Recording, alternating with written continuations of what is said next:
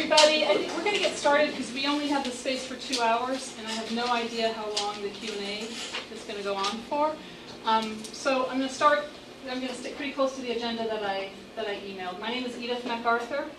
I am a resident here in Homes on Acres. I'm currently the interim president of the Homes on Acres Civic Association, a very tightly organized civic association, but I'm not here tonight as the president of the Civic Association. We have taken a position in our Civic Association to oppose this proposal, but I'm going to go more in the weeds, and that's a personal journey for me, so I don't want to speak on behalf of the Civic Association. I'm here as a neighbor, as a homeowner, as a resident.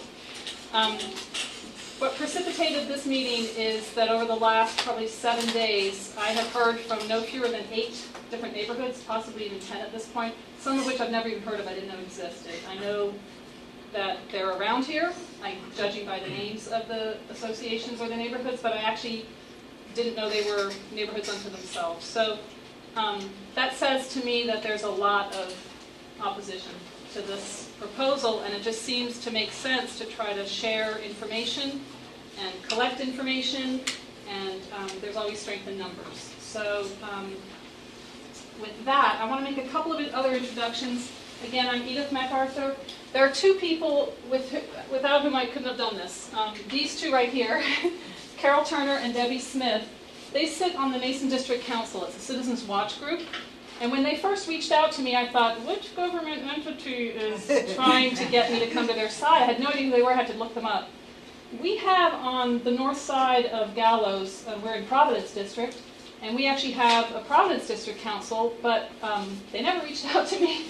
And for all intents and purposes, they're not that involved with this. So I'm involved with Providence District. Are I you? live in Providence, and so I know the folks who run that, and so I can carry information to them.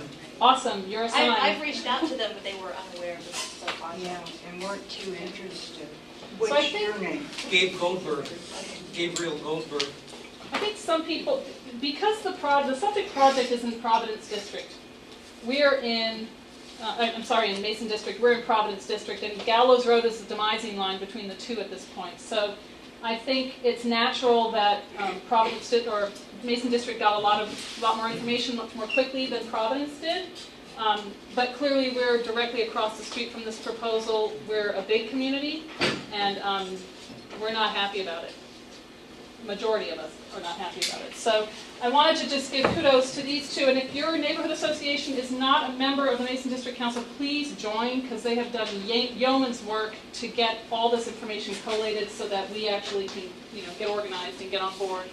All right, I want to just do a quick history, because I think some people are really involved in this and others are kind of scratching the surface of it.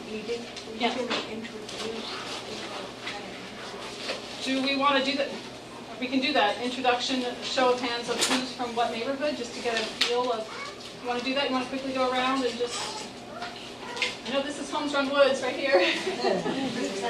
Okay, I won't know all the names. I know Lafayette Village, Masonville, there's a bunch, but. I'm Donna Jacobson with Lafayette Village, Okay. and there's a couple more. Okay, great, thank you. Okay, Donna.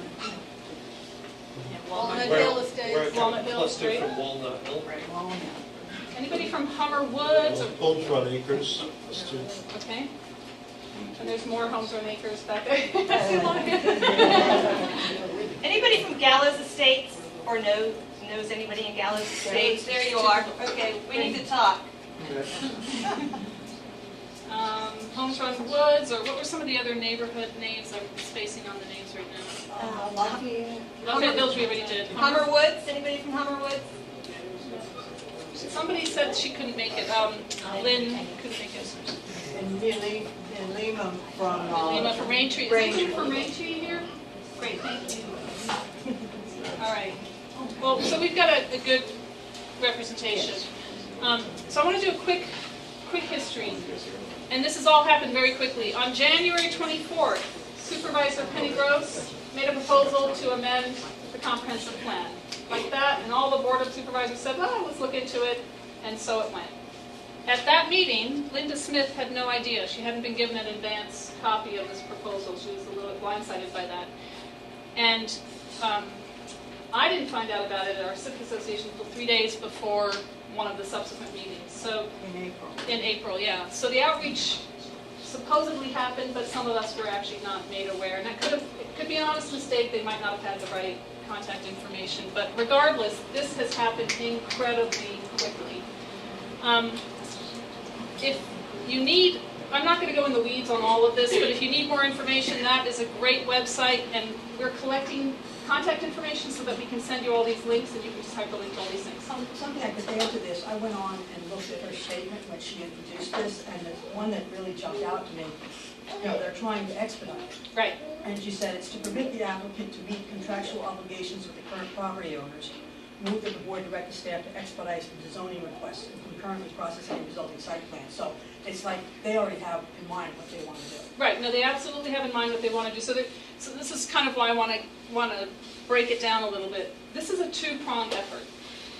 There exists a comprehensive plan, the 2013 comprehensive plan, which is a policy, and it is a guideline that the state mandates the counties and jurisdictions have to use for development. It has a lot of objectives and goals. It talks a lot about the nature and character of neighborhoods and what they're trying to achieve and what they're trying to be sensitive to in redeveloping and in developing the way Fairfax will look in the future. Concurrent with that is the whole Planning and Zoning Commission. What this developer has done, and we don't know if Penny went to him or he went to Penny, and really at this point it's not as relevant as some other things, but the developer said, hey, 10 homeowners all want to sell, I can consolidate this. If I could get this zone to a higher density, I can get in a whole bunch of townhouses, I can make some money, I can pay the homeowners more, they can make some more money. And the county has been looking to the site to develop it for some time because not all the properties are well kept. Libeau Lane is not under any jurisdiction, so it's not maintained. All the properties are on septic, they're not on public sewer, which is not ideal. And let's be honest, Fairfax County can stand to get a whole lot more tax revenue from $66,700 to $850,000 townhouses than they can from 10 or 11 single-family dwellings. So, though I don't support it, though I don't agree with it, I can see how the climate was right for something like this to happen. This is why I think the developer has a plan in place and is trying to do this as a two-pronged, effort, so that the minute the plan gets amended, if we don't defeat it, there's already a zoning application going into rezone, so they can expedite things. Now, there are some other things in the wings that make us suspicious about why they're trying to expedite it. One of which, and I don't, is Amy Gould here? No, she couldn't come tonight. So one of which is Acatink Stream, which is downstream from the subject property, is undergoing restoration, and there are going to be some laws that come into place that are going to be more restrictive on any development upstream from it. And we think that the developer might be trying to get in ahead of those laws. So all of that is speculation. It just fits neatly into this idea of why we're trying to expedite this. But I want to get back to the two-prong effort, because in every one of the meetings, whether it's a commissioner or a land use committee person, somebody has said, well, again, this is just a plan amendment. You can have all these conversations about impact, traffic, school, tree density, and all that kind of at the zoning level. I'm just going to submit to you that if we get to the zoning level, we're in a compromise situation. We're not in a gain situation. I think we need to defeat it at the plan amendment level, and I think truth is on our side. That's sort of how I feel about it. So that's kind of what this is going to be about. I also will say we have a very active listserv in the acres, and there have been a couple people who reached out to me when I've posted things and pretty much said, you're up against the supervisors, you don't stand a snowball's chance. But I have on authority from Linda Smith, from Mike Van Atta, who's one of her staff, from Michael Wing, who's her right-hand man, sort of? A land use person, that we do stand a snowball's chance, because in fact, some of the Board of Supervisors feel the same way we do. So I urge you not to get battle fatigue, and I urge you to keep the letters coming, and we're going to speak a little bit about those letters so that they can be as effective and timed as effectively as possible. Important dates in that vein to remember. Tuesday, May 23rd is the upcoming Mason District Land Use Committee meeting.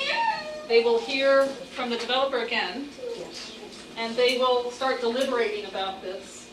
And we want to make sure we have letters in advance of that meeting, and we want to make sure that we show up at that meeting. So bodies matter. So if you can't make it, just find somebody who's warm-blooded and stick it in your city. So we want to pack. And there is an opportunity to speak. Yeah, there is an opportunity to speak, and we can talk about whether we want to do. I think it's actually more powerful to speak individually than to have a spokesperson, because it just shows, the numbers. But we can discuss that. And Edith, at the last Mason District Land Use, they put us at the end, and then curtailed the time that we had for you guys to answer questions, because the developer took up a lot of time. Edith emailed the chair of the Land Use Committee asking for not to be shafted like that again. I gently reminded him of where we were positioned in the last meeting and suggested that that wasn't ideal. So hopefully we'll get some time to chat. Then there's a Planning Commission meeting on June 15th, and then the Board of Supervisors meeting on July 25th. So in advance of these three things, the staff report is issued on the 18th, and it'll be available online. And those of us who've signed up with Mike Van Atta or have sent Mike Van Atta or Linda Smith or Penny Gross letters of opposition should be on the mailing list to be alerted to when that staff report is published. Now that staff report, go ahead. 18th of May? Yes. That staff report is the staff's position on this. It's sort of their recommendation. And it is just one of the many things that the Land Use Committee and the commissioners use to make their final decision. Am I correct about that? So the way Mike mentioned it to us, he said it doesn't weigh necessarily more or less. It weighs equally to, or maybe not equally, but it weighs along with all of our letters of concern. Well, the staff report is pretty important. Right. I mean, the Board of Supervisors and the planners will take that under consideration a lot. The Mason District Land Use Committee will make a recommendation, and they're not so heavy-weighted, but it helps to have them not recommended too. Right. But the staff report is pretty important. Pretty important. So Mike has actually said to us in our HRA board meeting that he could publish it tomorrow. His mind is made up. So I'm hoping it's made up in our favor, but we don't know. We won't know. So let's see. Okay, so what is the comprehensive plan? So I just want to touch on that. This link here, again, if you email us or when we send out an email based on the sign-up sheet, we'll have all of these hyperlinks there, and you can get to them and kind of pull from them and use them in your letters and kind of read through them. It's long, it's exhaustive, but actually if you hone in to our sector, you can quickly get to some buzzwords that we have been told by certain members on the Board of Supervisors staff we should use in our letters of opposition. So I'll share this with you. Linda Smith called me after my first letter, which was pretty hot. And I suddenly got a call from Linda Smith. I thought it was interesting. But she was great. I said to her point blank, she started with political speak, and then I just cut her off because I have 3 children and I was busy. And I said, Linda, I appreciate this, but I need to know 2 things. 1, do we have a snowball's chance? And 2, is this the way you want your letters written? And she said, on the snowball's chance, yes, because she herself, before she became a Board of Supervisor, defeated such a proposal in her own neighborhood.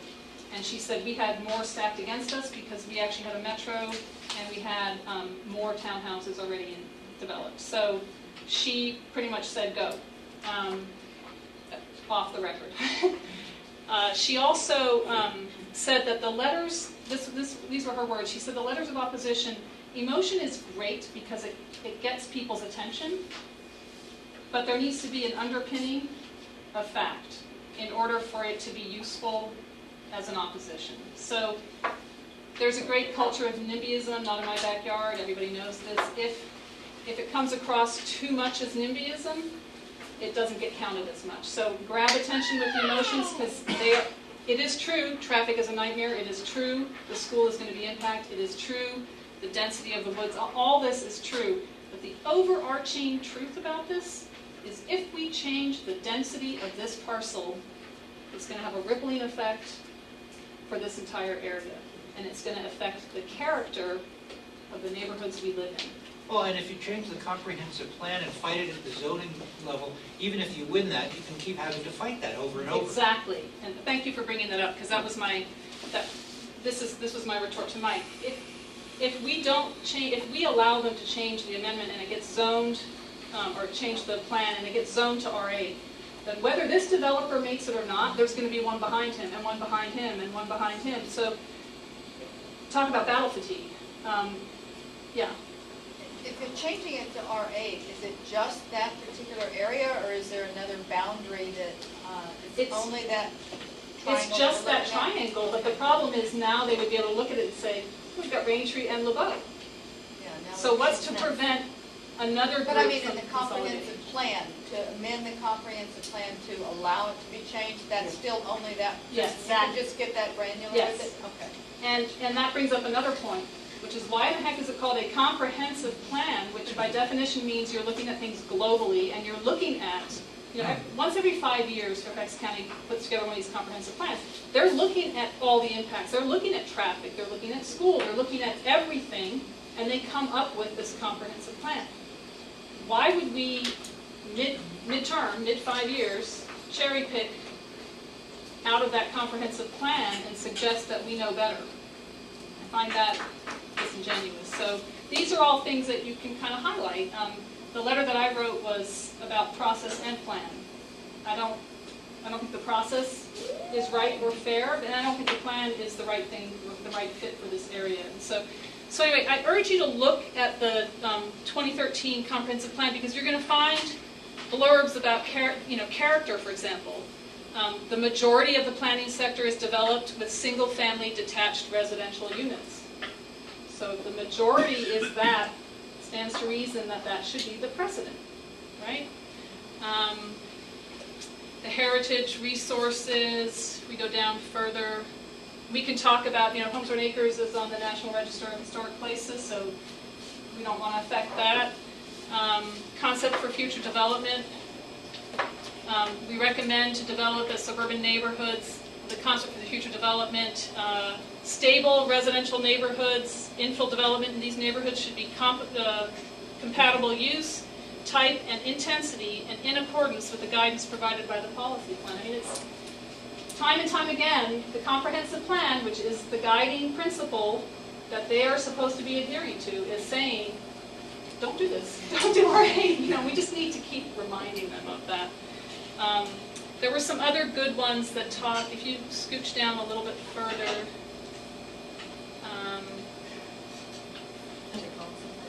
Yeah, we're in the policy plan now, right? Or no, we're still in the, okay. Let's look at this highlight here. Hang on one sec. It will be important to protect existing residential areas from the encroachment of commercial development and the impacts of institutional holdings and uses. The compatibility of infill development will also be of increasing concern. This is infill development. It needs to cotton to what's there. So, discourage the consolidation of residential neighborhoods for redevelopment that is incompatible with the comprehensive plan. I mean, it's all right there, folks. So pull it and just shine a light on it. Let's see. This is also one. Unanticipated redevelopment can pose a substantial potential problem for the continued provision of these public necessities, traffic, the school, and everything else, of land uses of higher intensity than envisioned by the comprehensive plan are developed. Well, that's exactly what they're proposing, is to put something in there of higher density. So, and for anybody who doesn't, so just some lingo, and we actually have a glossary of terms that we printed it out, and we have some links to the same, but R12, R8, all of that means R is residential, as opposed to anything else. 1-2 means 1 to 2 dwelling units per acre. 8 means 8 dwelling units per acre. You can see where one becomes more dense than the other. So I don't want to go too much into this because It's repeated over and over again. it is repeated. But the things that you can use, what I was told by all 3 of the people that I've spoken with on the Board of Supervisors side, every single one of them repeated land use, fight it on land use, it's about land use, land use, land use, land use. So that is what speaks to the character of the comprehensive plan. That is the crux of what a master plan is about. You forecast how something should be developed based on, how humans want to live there. They don't. Quality of life. Yeah, quality of life is huge. And in that context, once we've stated that, that's when you can say, where's our quality of life if we can't get on and off our road and we're going to throw 150 more cars onto the road? Where's our quality of life if our school's already at capacity and we're throwing another whole class onto it?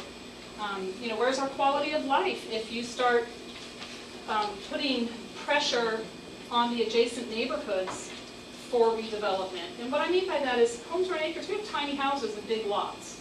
It's only a matter of time if we start getting $850,000 townhouses before developers start looking across the street and saying, I could put a big mansion on that lot. And so it's now actually conceivable that I could buy this thing for $500,000, $600,000, tear it down, because I'm still going to stand to make money off of McMansion. We actually heard from the developer last night, the Lafayette Village Homeowners Association, and that's exactly what he said. He said if he had his way, he would actually be in homes run acres and doing development there. So he's got his Yeah, nice.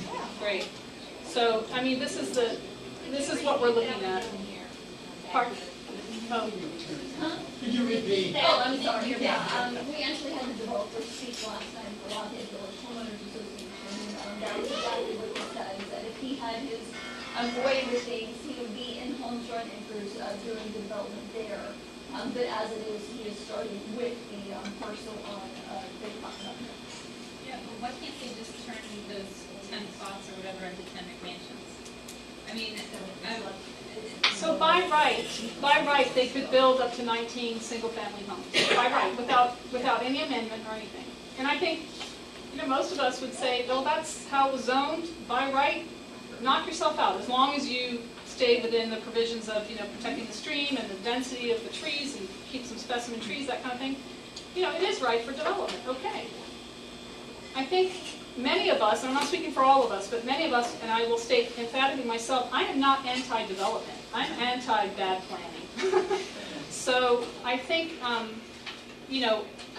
if there were a proposal afloat to develop that property that was in character with the adjacent neighborhoods, I don't think we'd all be sitting around these tables right now. I think it's just the idea of putting 3- and 4-stories of townhouses at that density in this area is just incongruous with everything else that's around. So, all right, let's scooch through the whole. I wanted to look at my phone, my agenda. Go here. I think we can go through the comp plan. Keep going. There you go. Okay. Oh, so then it's actually kind of interesting. The first time I heard about this project, it was the map that we've all seen on the flyer that had Libeau and a big red triangle, Gallows, the Beltway, Raintree, 3 or 4 houses in Homes Run Acres and a handful of houses on Wendy Ridge, this one right here. And so if you're looking at this plan, you got a lot of Beltway, you've got a lot of high-density Raintree, you've got Libeau, and you've got a handful of other houses, and you've got the scraped land of Brightview. So if you looked at that by itself, you'd say, well, okay, there's a school, there's Brightview, there's high density, and there's a couple of single-family homes. But a picture's worth 1,000 words, so if you just take that lens and fly up to 10,000 feet, you really rapidly see that the density of Raintree is right there. But all of that, and if I were to be able to enlarge it all the way out to there, all of that is single family until you get to Annandale proper, until you get to Merrifield. So we put some links that we can forward to you that get you quickly to some of these maps. And a lot of these maps are interactive where you can, switch on satellite or switch off satellite. Some of them, if you get into enough detail, it'll start to show plot lines and impervious surface, which is one of the arguments I made. You take 9.5 acres and you put 19 homes on it, you still have a lot of pervious surface for water to percolate through. Pervious means with holes, water naturally goes through. Impervious means Cement. runoff, and you have to contain it and shoot it off in one direction. So those are all just things that that help to kind of push the point of why intense development is too intense. Yes. My understanding of the comprehensive plan is it's always been developed to make it difficult to change it. Does the comprehensive plan itself talk about the process of changing it? Good question. It gets updated about every 5 years. Right. But does it talk about... But in the interim, as I understand, it's supposed to be fairly fixed and difficult to change, and that's its purpose. What they have in this instance is a board-authorized comprehensive plan amendment. Right. That means a supervisor decided that this was something that they wanted to move forward with. And we asked about criteria that the supervisors are supposed to rely on. And Did we have that? I That think was we had, interesting. we had come up with things. We still need to, verify. But emergency situations, threat to public health, safety, welfare, and sound planning, which they might rely on. So those are the criteria that are stated as required in order to seek an amendment. And the only one, obviously, there's no emergency. What was the other one? Threat to public Hi, health, Linda. safety, welfare. Yeah, there's none of that. You want to Yes, Linda Smith in the house. So the only one that they could potentially hang their hat on, as Debbie said, would be proposed land. What did you say? Sound planning. Sound planning, which many of us would object to sound in that context. Do we want to see if we're on a time constraint? Are you Yeah. on a time constraint? Do you want to say a few words? No, I've done my other meeting. I got through with it, so I thought I'd come Have a back. seat. How's We that? can't offer you any food, but. So we've But, just been. and she can probably say, a lot more about it, but our experience is if a supervisor wants to change the comprehensive plan, they will do it. A supervisor with us is queen or king of her district. And basically, the supervisors that are surrounding will go along with that supervisor. So, because they don't want her to come and hurt in theirs. The question was, what is the criteria for a board authorized amendment? Okay, the criteria for a board authorized amendment is that a member of the board makes the motion. And do they rely on the criteria for that out-of-turn amendment? Not really. Okay, because I found something, emergency situations, threat to public health. I don't know, these things are, health, safety, welfare, and then sound planning. Okay, it's really a matter of a board member can authorize a plan amendment. Now, admittedly, there should be some good reason for it.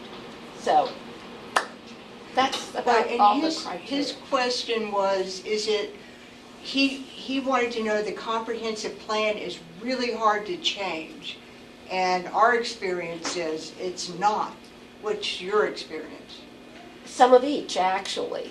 The idea with the comprehensive plan is that it is a guide. And once something is in the comprehensive plan, it's undergone staff review, it's been through the planning commission, it's been through public review and comment, public hearings, and it's been through the Board of Supervisors. So there are many steps to it. It doesn't happen lightly. Sometimes it's something that's sort of a no-brainer, and it's easy for, everybody says, oh yeah, that should have been done long ago. And other times it's a major change. And it can take a number of years for some of these things, depending on the size and the real complexity of what's being proposed. Yes, actually, so I wanted to say something I think we're ready to open it up to Q&As, because all the information that you've seen, we just went through some introductions, I we have went Q&A. through some. You're You here got for the perfect Q&A. timing, we didn't even plan. But everything that you've seen up here are things that we can email you. So any of the links that you see, the links to the various maps, the links to the 2013 comp plan, the links to the proposal itself, all of that is stuff that we can more easily email you than if you copy these email addresses. I mean, when you get to the planning commission hearing, it's pretty much, the planner for that district has decided what they want to do. So they will, try and convince the other planners. You, as the residents, can talk in that hearing, but it's difficult to really change people. I've had different experiences. You're in a different district. I realize that. But I was the president of our association for a number of years, and I became involved with the association because our district supervisor, who happened to be Kate Hanley then.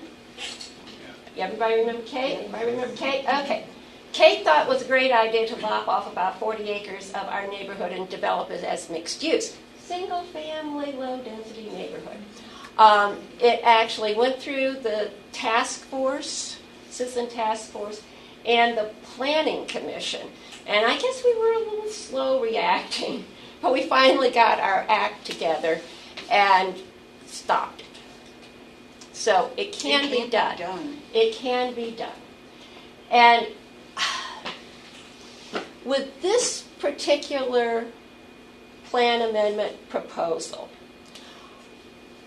there are a lot of really basic issues here in terms of neighborhood compatibility. What's the relationship with all of the other neighborhoods around here? And staff is genuinely looking at that. I've talked to them. They have concerns about what's being proposed. And so, you're not just talking to a stone wall there. People are actually looking at this and looking at the neighborhood around there and saying, it doesn't really look like the rest of the neighborhood. So neighborhood compatibility is a very, very valid issue. It's got a lot of legs to it. And that's one of the things that you really need to be talking about, is what's the relationship to the rest of the neighborhoods around here? And what sort of a precedent does it set if something like that is changed? We have policy, and I know it's been quoted, about everything in our policy plan has been so far, but we talk about the stability of our residential neighborhoods. Our stable residential neighborhoods are the cornerstone of our county.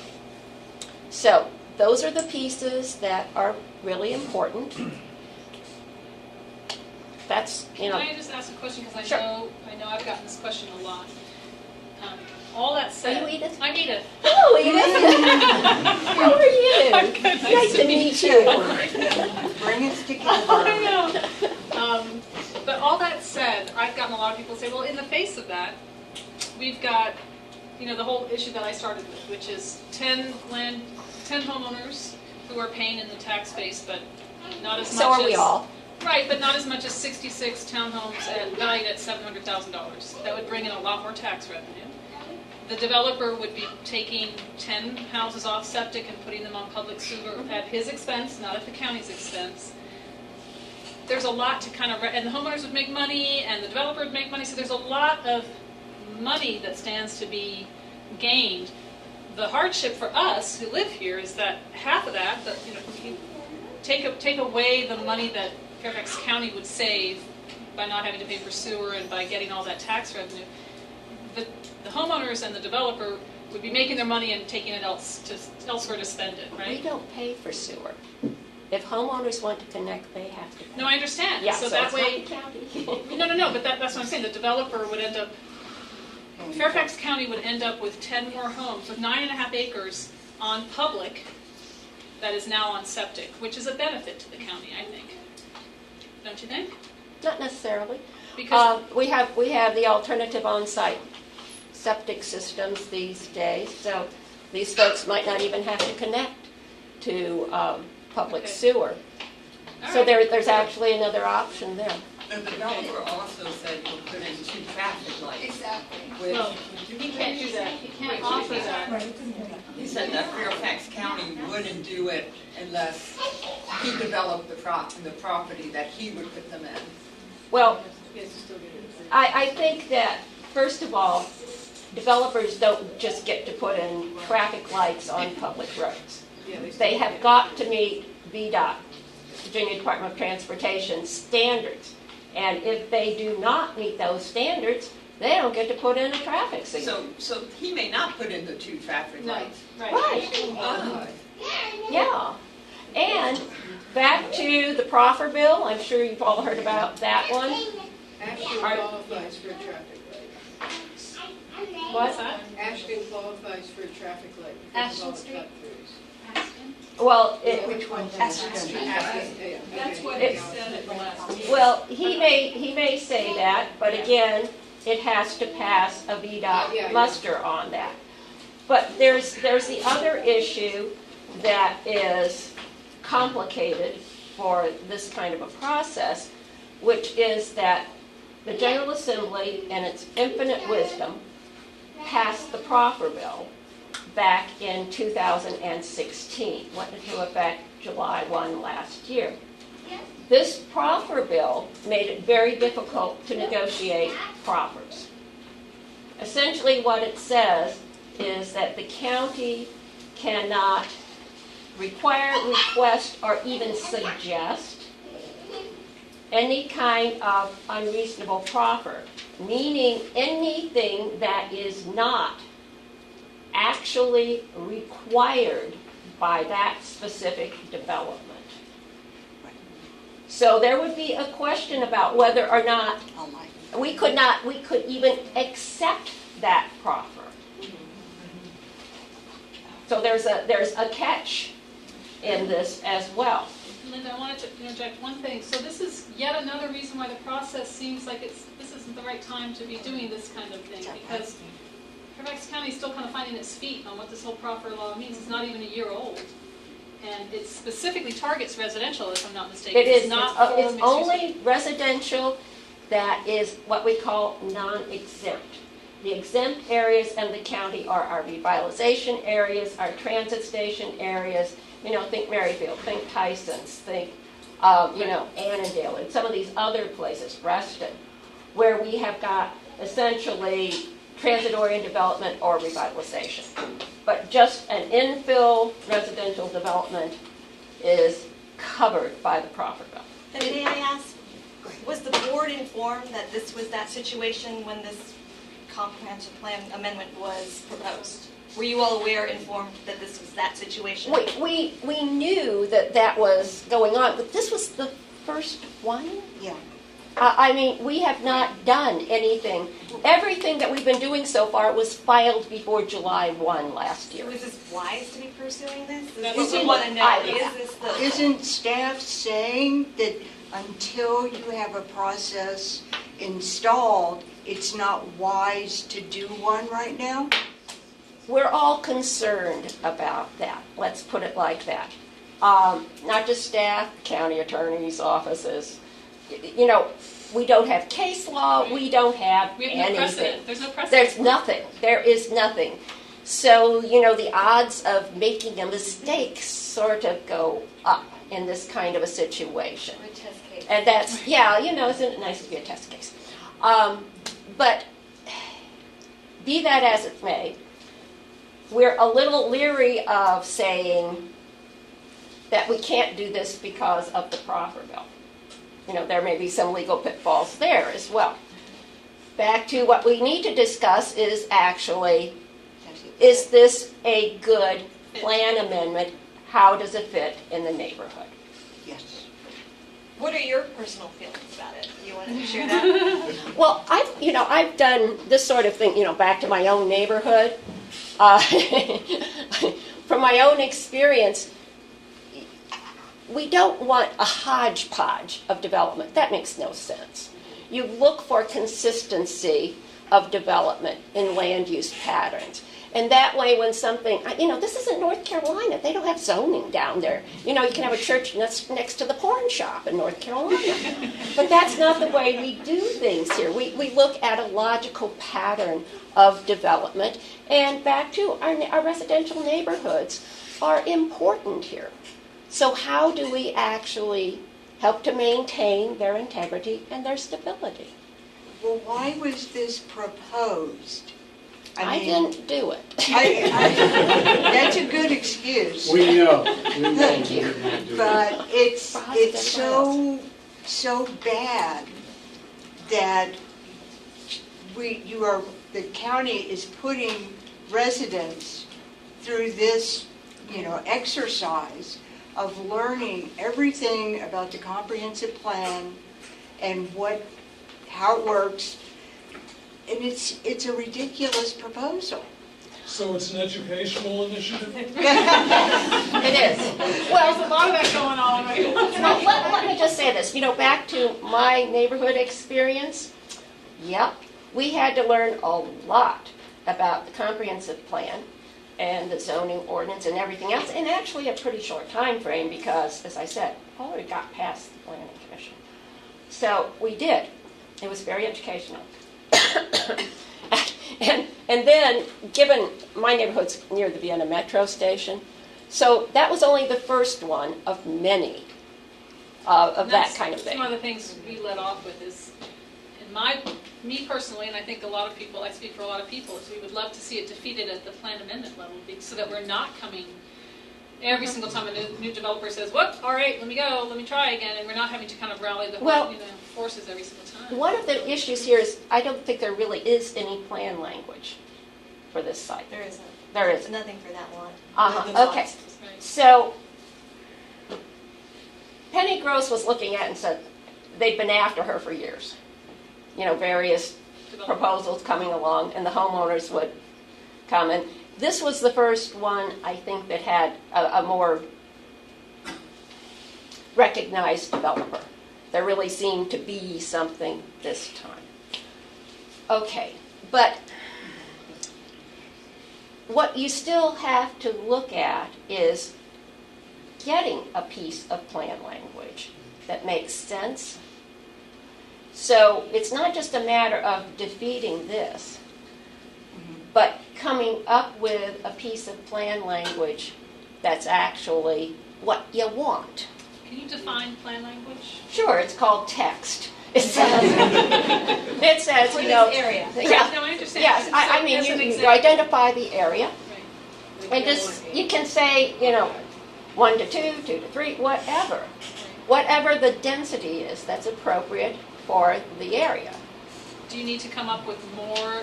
Is the plan language It's anything more than already just the zone? R2. I know, it's zoned Zoning. R2, it's just, it doesn't have any plan language.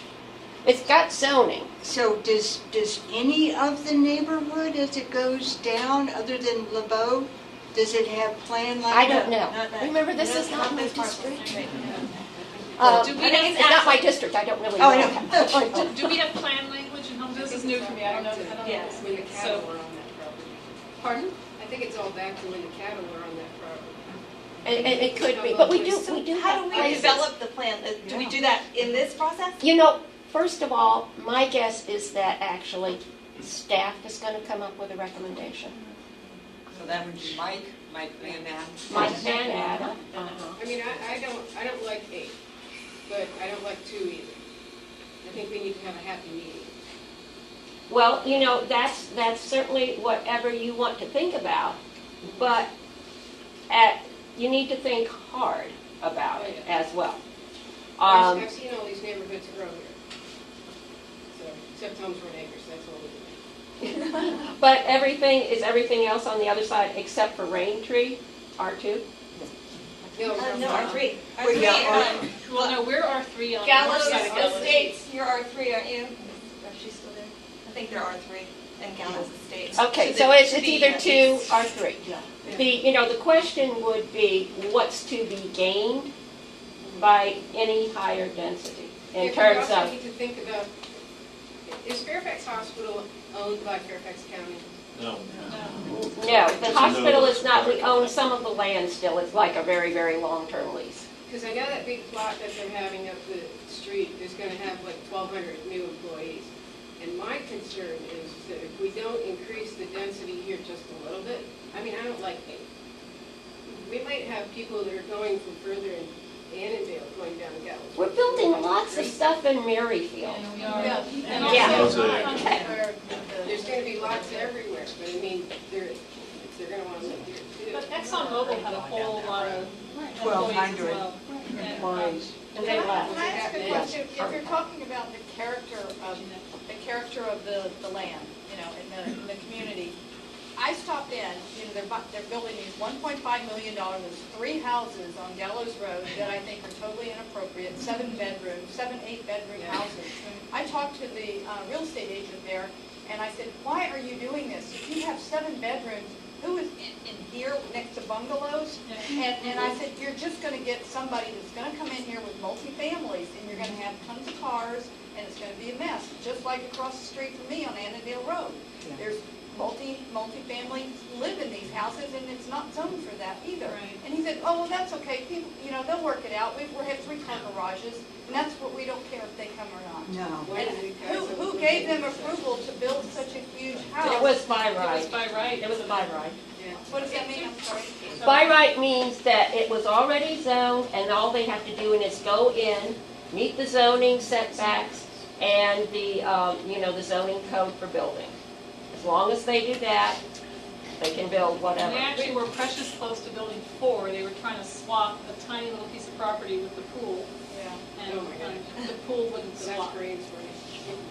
Sorry, there's a question of actually been very patient. I just moved to Home for Acres on Thursday.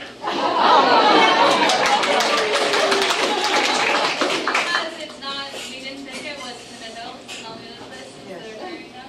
So I'm here to learn how to write the most effective letter I can possibly write. So thank you for having this meeting, and thanks for my blockheaded person that needed to get put on my doorstep. But how much weight does the historic places designation give in a letter like this, as far as you were saying, as far as fitting in to the neighborhood itself and being compatible? Does that have weight? It has some weight, but what it does is show that this is an older, stable neighborhood. However, that historic designation has no actual protection. Oh, that's Yeah, it has no actual protection. And so you all, while you have this, it's wonderful, and I think it's great that you all went to the effort and you did it, to show that you are a neighborhood and a unique neighborhood with our architectural characteristics and open space and all those things that we want to think about. You are still an older neighborhood. And in some ways, you are smaller homes on nice lots. And that is one of those things that if you do not protect it, can end up as fodder for new development. So yes, it does have some weight in that it shows that this neighborhood has a particular character that people have gone to great effort and length to protect. And that goes to what you're trying to do with the area around here as well. Back to what I said about precedent. What you don't want is more precedent in terms of what happens to smaller homes on larger lots. So I have a question actually for you. Do we have any plan language on the north, in Providence, on the north side, that helps us protect the small houses and the large lots? Not that I can think of offhand. Because we're actually R3, I think, we're not. Yeah, even you're R2. R3. You're R3. So But we you were are all zoned more dense. you were all zoned at one time. I Right. think all of Braddock is essentially R3, but that's another issue. I don't recall that we have that much specifically over here because you all were built in the 60s? 50s. 50s, right, 50s, sorry. That's okay. And back then, the zoning ordinance was very different, and zoning was quite different. I'm not sure we actually even had what we would call the comp plan as we have now. I have a question. I noticed on the website with the McMansions that are up here, the one, it says that they're on water, but it said something about, I thought it said that there was no sewer. Does that mean they're on a septic? They are on septic. That huge house? Yes. All three of them that they're gonna build. Probably that alternative on-site septic system that I was Right. talking about.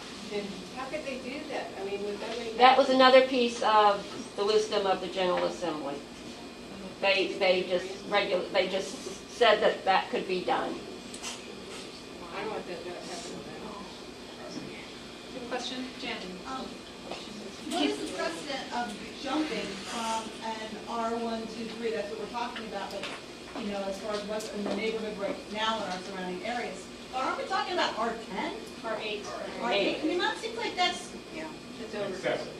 quite the jump. I mean, like, how often do these jumps occur? Can we use that as any kind of leverage of, like... No, it's not. R1 was a default zoning when we changed over to a different zoning system years and years ago. So we have got R1 scattered all over this county. In my neighborhood, it could be 5 acres or it could be less than 1/4 of an acre zoned R1. It was just this default where nothing else was, it became R1. And so a lot of, I think there was some R1 over around the Vienna Metro Station, and that was rezoned to come something quite different. But it's just that that's the way it was, and we still have remnants of all of it. May I, so Raintree is R8. And then on the other side, I believe it's R3 in Gallows Estates. They can correct me if I'm wrong. Yes. So you would want some sort of step down to the single family residential. Wouldn't you, some sort of transitional step down in density? Average 5.5. You know, it just depends. Take the average It just 5.5. depends. You know, I think that what you want to do is be prepared for when the staff report comes out and see what staff is actually recommending.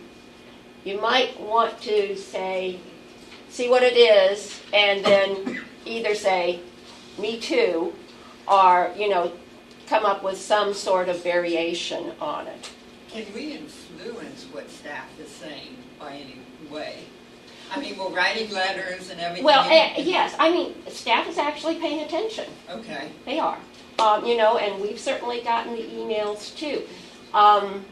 Mike Van Atta has, the staff report is supposed to be formally published on the 18th, but Mike's going to try to have a copy of it for me on the 17th. 17th is when our Homes or Acre Civic Association has an annual meeting where we kind of go through all the annual reports for all the different committees and hand out awards and all that kind of thing. So we'll be hosting an annual meeting at that time, and so we'll know in advance. Mike Van Etta told me that in his staff report, he's putting in the various numbers of houses. So, or, you know, recommending, what if you did 2, what if you did 3?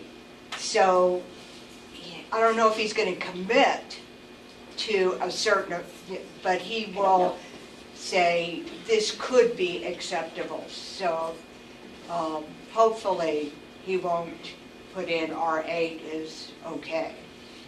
Is there language we can use to influence him when we're writing letters to him?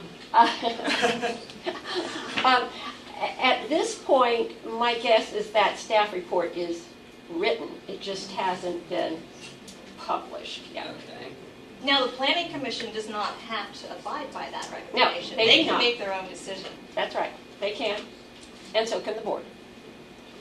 Do you think there are critical times when it might be best to, you know, send out email and letter blasts? So, for example, Michael Wing said to me yesterday that there's been a very hot and contentious project on all the Board of Supervisors' minds, which was in McLean, the Sunrise. Yes, it was. And that everybody's desk is cleared of that now, so they might be a little bit more alert to letters coming in now. But if we send them all now and the next big milestone is a staff report, but that's already been decided, does it make sense to hold the letters I would hold the letter, see what the staff report says. and then send them between staff report and Mhm. land use committee? The public, the staff report is published 2 weeks in advance of the Planning Commission public hearing. So pending what that says, that's when we send the letters between then and the land use. Right. Everybody hear that? So Right. between the 17th or the 18th, when it's officially published, and the 23rd, which is the Mason District Land Use Committee meeting. The land use or the planning meeting? The land use committee meeting is first. If we go back to the, 23rd. it's on May 23rd, the very first page, there we go. So that one right there, that's the land use committee. And then not until June do you have the planning commission. So But you can start hammering the planning commission now. now, Yeah. right? Oh, yeah. Oh, yeah. And definitely the Mason District land use. I mean, they will listen if you guys start writing. But, you know, the thing that you want to do is come up with a coherent statement. And that's why I'm saying wait and see what comes out with the staff report, so you have something to respond to. And that way, you're not all over the place. So if the staff report has, One second. oh, I'm so sorry. No, it's okay, go ahead. And then we'll- Has a number of options, you're saying what we should do is pick an option that we agree on and then have a coherent letter writing campaign from there? Yeah. Okay. Ed? We're dealing then with a very compressed time frame. Mhm. Will letters sent by email suffice, or should they Absolutely. be regular mail? No, email is just fine. Do you recommend they go, we've got some addresses, so Yeah, we've got some point of links. contacts.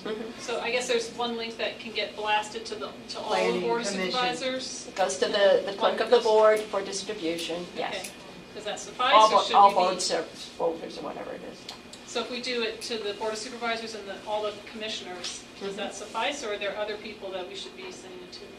Or should we do it individually to each supervisor and each planning commissioner? Because sometimes you guys respond that way, otherwise you don't. That's true. That's true. If it is sent directly to us. Although what we tend to do is, we all get blasted with these things. We pick out the ones that are actually our district or Yes. something close to our district and respond to those. And everybody else kind of reads it and says, that's nice. Right. We do have, Separate letters to the land use commissioners? no, you can only, to the land use commissioners, you can only send it to Penny Gross's I think office. you're asking, should it be the same letter sent to both locations, or should it be two different letters? Is that what you're asking? I'm asking both. Both, okay. You can. I send the same letter. I mean, if, you know, you can just do the salutation. Well, let's put it this way. Circumstances can keep changing. Once the staff report comes out, your next step would be to the Mason District Land Use Committee. Okay. And the Planning Commission. At the same time. Yes, Yes. at the same time. So you need to do that. Then you see what the Planning Commission does with it before you send the letters to the Board of Supervisors. Okay. The planning, I mean, I think you need to get both the Board of Supervisors and the planning commissioners at the same time, because you're gonna have two people, the Mason District Planner and the Mason District Supervisor are one level decided, and the other ones are the ones we can influence. Don't you This work with your one's- planning commissioner? I mean, before they hear something, don't you have consultations with them? So Well- if you knew how the group felt and you talked to your planning commissioner about this part. Sometimes, yes, and obviously if it's something that immediately impacts the district, or in the district, obviously. We're dealing with a little different animal here. Because, back to, this is the first one, And I've heard from some of the planning commissioners that they have concerns. And it's, you know, Because it's a test case. yeah. So they might, That's why I'm saying Needed for you that may reason. want to see what the planning commission does before you send something off to the Board of Supervisors. They were taken totally by surprise with this too, because they didn't really think we were doing anything like this. And it wasn't a happy surprise. And you were very surprised. that's charitable. The word I heard was blindsided, but. Yeah. David in the back? I have another question about precedent. It seems to me, looking at a map of the county, that there are lots of other areas like ours where we're outside of transit station area or redevelopment area. Developers would like to build that type of development, but without the use of proffers. Yes. Are other supervisors, say in not only in your district, but in Hunter Mill and in Drainsville, aware that there are areas near their metro stations that might be subject to the same type of development? We're all very aware of it. But near metro stations, If it's actually part of a transit station area. But outside of that area, like Dunmore, like most of the residential neighborhoods in Dunmore, or like, or near downtown McLean, for example, are not part of these. Well, actually, yeah, downtown McLean itself is a revitalization district. It is the area in between downtown McLean and Right, McLean. that's- Yes. No, we are very aware. And, you know, when we look at planning countywide, it's really getting to be a matter of where do we actually want to put growth? And that is, you know, there's actually a plan there, which is that we should focus growth in our activity centers, where we have employment, where we have things like metro or really good bus service and things like that, the transportation network, the jobs, those things, so that in fact we're putting it where it will have less impact on the overall road system and things like that. So we do think of these things, but that's why we managed to get some of these places exempted from the proffer bill.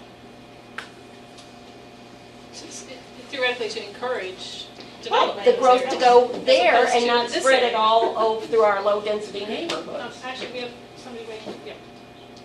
No, you. Thanks, Ian. So I'm curious about the planning and zoning history of Raintree. Like, is it always zoned R8 to begin with? How old is it? I have no idea. Well, actually, we can speak to that, because Mike Panetta said it was, yeah. Did you want to answer that? Yeah, well, I'm from the Raintree Yeah. Homeowners Association, my husband's on the board, and I can say that my townhouse row was built in 1974, and I think that we're probably the last group of townhouses that went in, so it was some time. And, you know, they were doing townhouses down around the hospital about the same time. But things have changed since '74.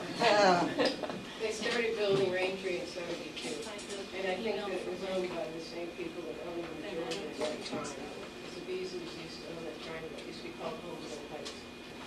I've done a lot of research on the property. Good for you. I actually wrote to Mike Panetta and asked him that specifically. And so I'll read to you, I asked Mike what the history of Raintree was and if it was always zoned R8. He said, yes, it went through a plan amendment and rezoning in the late 1960s, so there is not a lot of information in the records. I was able to dig up that the justification for the increase in density from single-family detached to townhomes was that because of site constraints, the I-495 right-of-way, utility easements, steep grade, single-family dwellings were not considered economically viable. At the time, townhomes were therefore considered the highest and best use for the site. So that was his response from planning. And it used to be James Lane, and there was a crazy man that lived at the Cartown crazy. Right, Story. I know, that's all. Let's wait, who was next? Jason, you were next. Yeah, so on the we talk about we talk a lot about precedent in our neighborhood. Is it good to point out the fact that in the comprehensive plan, they talk a lot about Merrifield being, zoned for higher residential because of its around transportation and all that. And on the other side, you got the Annandale Business District. Is it worth pointing those elements out as well? Yes. To the extent that, in fact, we have a plan about where to put density, and that is separated by lower density residential neighborhoods. Dunloring's very much the same thing. We fall on the dumbbell between high density. This falls in the bar, the low density. So yeah, that's actually good. That's good. Who was that? Wait, Lisa, you're not next. You were next, and then I'll come to you, and then I'll go to Luke. Linda, technical question for you. I'm homegrown acres, and the two big issues I saw on email traffic were school crowding and traffic. My daughter came here, and my son is cute enough to come here. So when do traffic impact studies and school impacts get? Well, some of that is considered at the planning stage. The actual traffic analysis is typically done at the rezoning stage. So, but they are looking at it. Mike Van Atten told me he drives Gallows on a regular basis. He said, sometimes you hear neighbors saying, "Oh, the traffic's terrible," and you think, eh. He said, but he drives Gallows. He knows it's insane. Well, we were joking that we should have all of our meetings, when we have any of you attend, should be during rush hour both times, so you can get here. So is that traffic, it's not extensive, is that just number of trips, AM, PM, all day, or?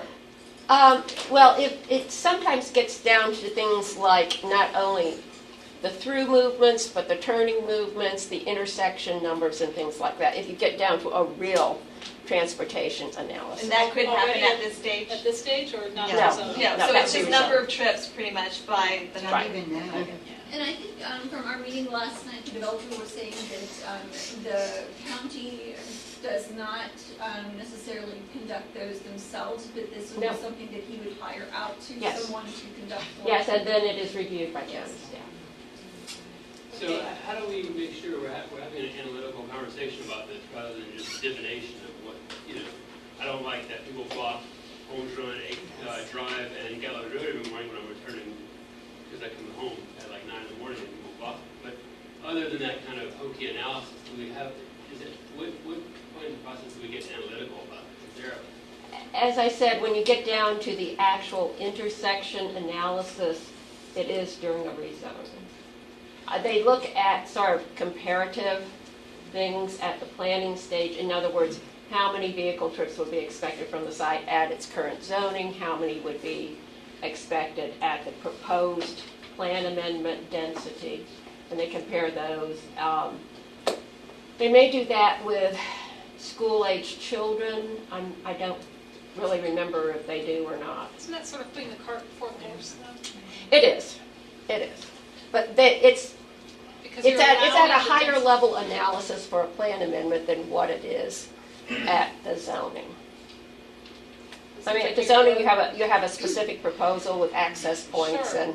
But you're saying you would, in theory, allow R8 before you study to see, in theory, whether R8 can even be supported by the existing infrastructure unamended before you even. That just seems a little. And it might not even happen because the developer is supposed to pay proffers for each child that comes. So, because he won't have to do that. No, they have to do that because that is a direct impact. So he has to do schools and what else? He has to do whatever transportation requirements are directly caused by their street, their development, and that's it. Just in front of the if there house. was a frontage requirement along Gallows Road, they would have to do that. That's so right. very, very minor. Yeah, I mean, it's literally basically nothing off-site. Nothing. I mean, we couldn't even get, they could provide affordable housing units, they're on site.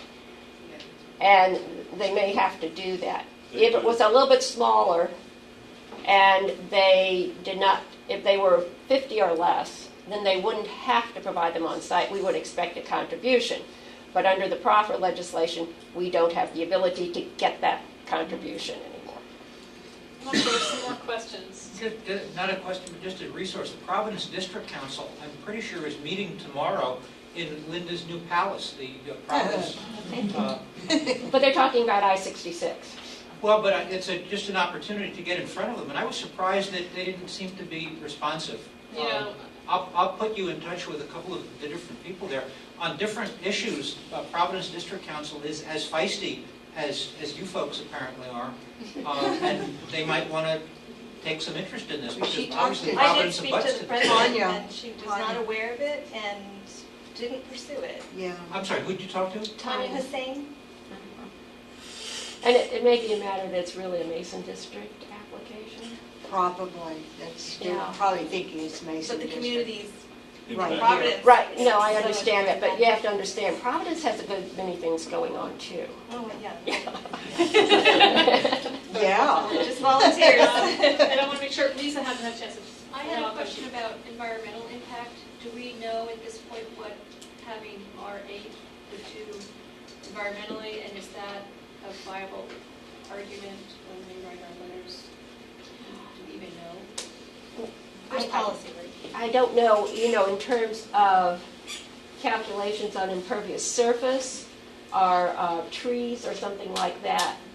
The one thing, No. Judy, you can speak to this also. Amy Gould, whom I don't know, but she's been in some of the email traffic, had mentioned that Acatink Stream, is that correct? Which is just, let's see if you can pull. It's on the other side of the Beltway. It's right there. All right, its tributary starts right up there. It comes through. So it is the receiving, hands of the Libeau property, and it is currently under Fairfax County restoration because it's in such dire straits.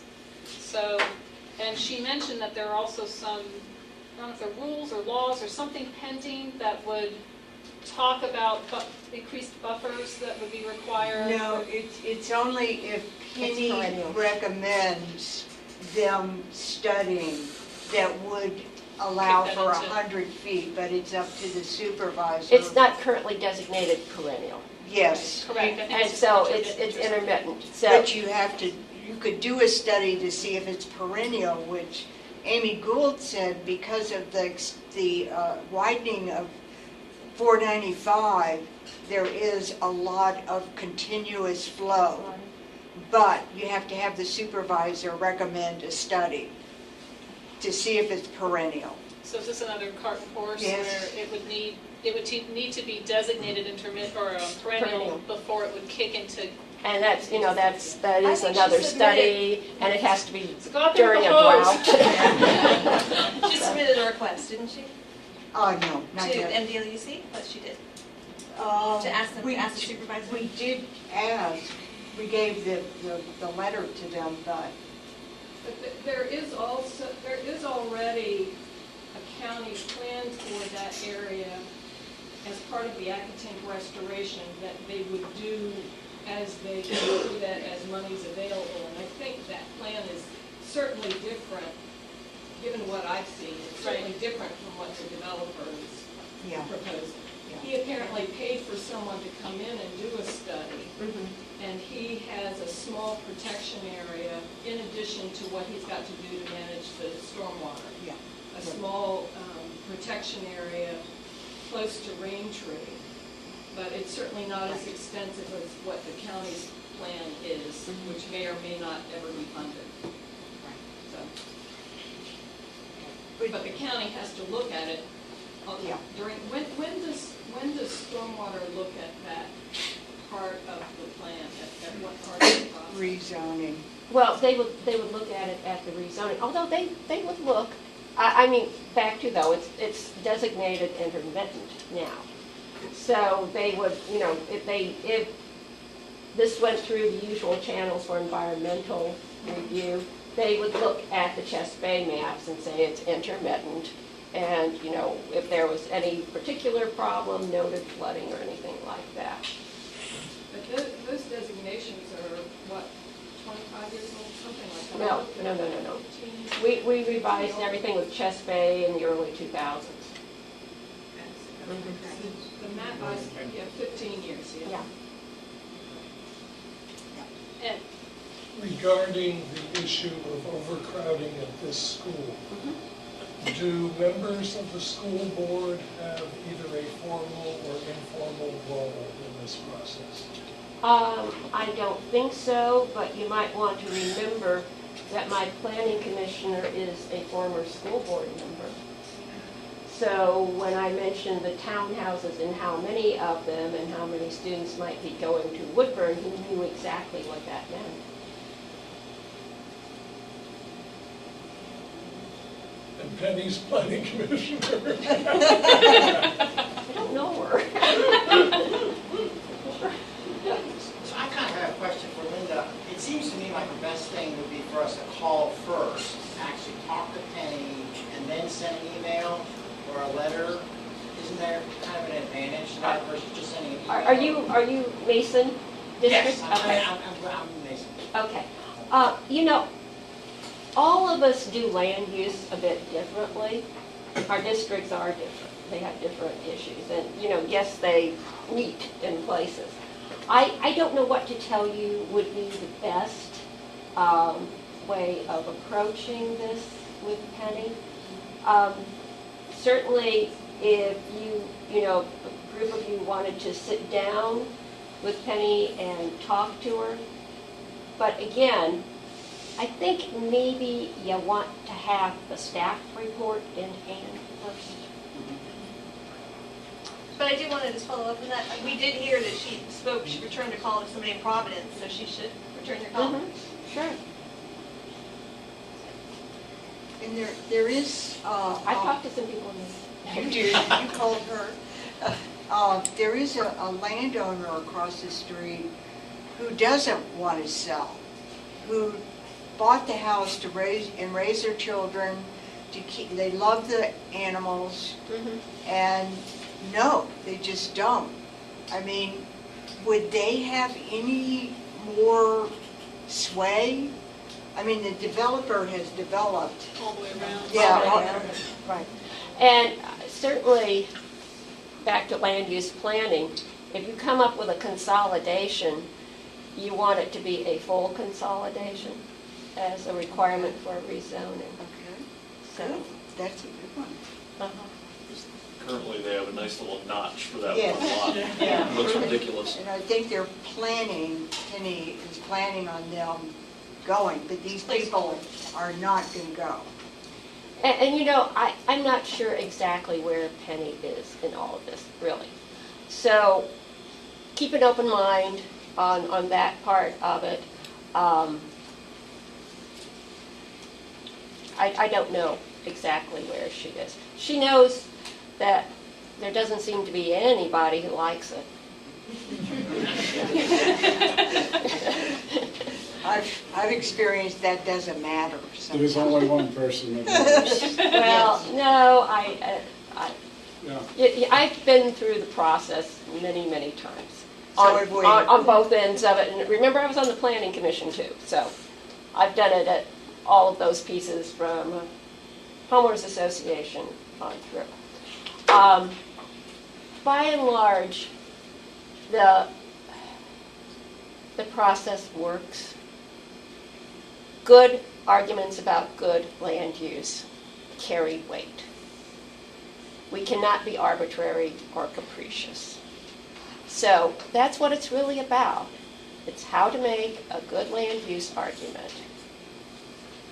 What would be used against it? An argument for it? What would be an argument for it, for a development, for the county to say this is good? This is what we want. We want, in this area. You could say, well, they're aging houses and the lots are difficult. But in how terms does of 76 townhouses benefit the community? I don't know. Smart growth. Well, No, I don't know why it would even be called smart growth. Smart growth is down in Maryville. That's what the developers call it. Yeah, well. I mean, So is there, I'm just wondering, is there policy that would be, that you could point, that staff could point to, that they could come up and say, we do recommend this because it would help us proceed with this policy to? I can't think of anything. Back to smart growth is actually about putting it down in Maryville. Yes. Because the density is supposed to taper after a certain distance. Yeah. Mhm. And we don't like to destabilize stable residential neighborhoods. The argument over here, yes, the individual lots are these kind of long, narrow lots. Right. And those would be developed, those would be hard to redevelop. But there is nothing that says a developer couldn't come in and consolidate some of those lots at R2 and do a new subdivision there. Yes. And it would be It's by by right, right. and we wouldn't have to worry about proffers and, all those things. And nobody's arguing against development. No. They're But not often, NIMBYs. when we're told it's by right, then we're told that they can come in and cut down lots of trees. We don't have protections, we don't have certain things, Yeah, but you really think 60, 70 townhouses are not going to cut down the trees? And honestly, specimen trees actually help the sale of single-family homes. So, developers would be fools to clear cut. But the policy in place is to preserve some canopy. If we went through the process, you'd have canopy Yes, they are. requirements. We look at individual lots, infill development, and But by by right- right, we do look at that. Still, As a matter of fact, there is like a 15% tree canopy requirement and preserved. Now, that's if the trees are genuinely viable. And this is one of the things the developers are really good at, is figuring out that, gee, these older trees are really not in the best of health. And then they plant saplings. Yeah, no, they plant something a little bigger than that, but it takes them a while to grow to 60 feet. Yeah. So when you look at the by right versus the proffer, problem is we can't get that much in proffers anymore. Sorry, Amanda, I didn't get that. Sorry, Linda. That's okay. So the question is really, what's the value of higher density with not much in the way of proffers or by right density? Well, tax revenue. You're still going to get more tax revenue out of it. We don't do land use by tax revenue. that's Did you good. see that anywhere in the comprehensive plan? No, I didn't, but I just Well, always it's feel not like there. money talks. No. Okay, good. Let me put it this way. We have figured out that unless it's $1 million house, we actually don't get enough to pay for the kids going to school in taxes. That's right. There will be $1 million houses and townhouses. Well, not likely the townhouses He there. said this started at 880. Mhm. I heard 750 to 825. So you hear stuff started. Of course, the price of, what we have to pay for the kids in school has gone up too, so. But anyway, that is not a deciding factor in land use. Just isn't. Yes. Are there different zoning regulations if the community is built as an age-restricted one? Yes, because that's a totally different category. And can they just go ahead without an amendment? I've heard that. No, they couldn't because it's zoned R2. If you had to do, So it if doesn't they matter. if they decided to propose something like that, then they would have to come in for a special exception, which is like another zoning process. So, okay. I was under the impression. But didn't the developer say something like Yes, that? he said that, and I think he said it again last night to Yeah. us. Yeah. That So he's threatening to put in He maybe was going to- 4 houses? He was going to do it as an age-restricted community, and you wouldn't have to go through this. I don't think that was, I think it was something else. I think there was some other age component, but I don't think it was an age restriction. That's what I think he there's said. It's 50. some formula Basically, for it's 50. figuring. He called it age. Well, there's another thing. Okay, you've got Brightview, and that was a special exception. But then, even if it is the use of the multiplier is times the plan density, You don't have any planned. So that, you have R2.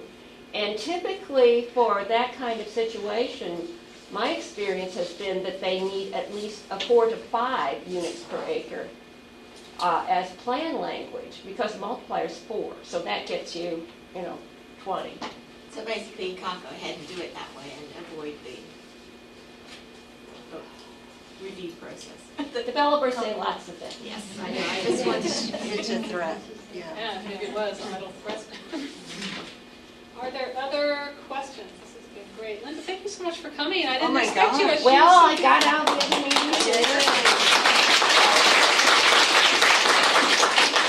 And she's coming back on the 17th. Can we go back to the timing question again? Yes. Timing issue? Because what I'm hearing is we should wait until after the staff report to write letters. Right, so Is write that saying them. we should not be writing letters now? Well, I would write them now, but don't hit send. Okay. So we don't even Well, write. no, You wait will. until the staff report's published and you see what's in it, right? Right. Yeah, well, what's in the staff report, because you need to see what staff is saying, because there may be something in there you like, at which point you need to get behind it, and then, that helps going to the planning commission.